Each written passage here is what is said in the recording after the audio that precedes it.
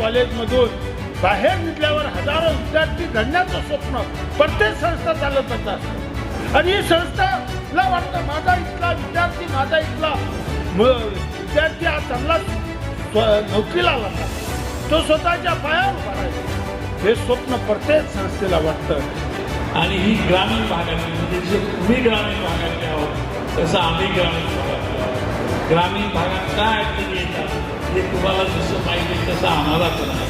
आम्ही तर तुम्ही ग्रामीण भागात एक आदर्श करू, लोकांसमोर एक आदर्श केला की माणसाने करायचं जर ठरवलं तर काही होतं हे तुमच्या पेढे कंपनीकडून मला शिकवलं. आणि म्हणून आम्हाला अभिमान आहे, आपण आला, आपलं स्वागत करतो.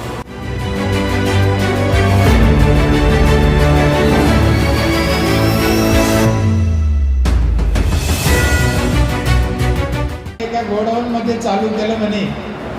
आज हा वटवृक्ष वैकुंठ बनलं, गोरगरिबाच्या कल्याण, पोराचं कल्याण होतंय. खरं सांगा, त्या दिवशी तुम्हाला हे वाटलं होतं का? नाही, पण होऊ शकतं. फक्त तुमची मेहनत पाहिजे, तुमची इमानदारी पाहिजे, समाजाप्रती तुमची निष्ठा चांगली पाहिजे.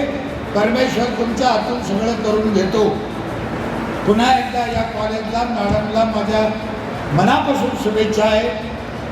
त्या शुभेच्छा यांच्यासाठी नसून यांच्या हातून गोरगरिबाचं कल्याण व्हावं त्याच्यासाठी पुन्हा एकदा मला इथं बोलवलं, आदर सत्कार केला, त्याबद्दल आपल्या सगळ्यांचे मनापासून आभार.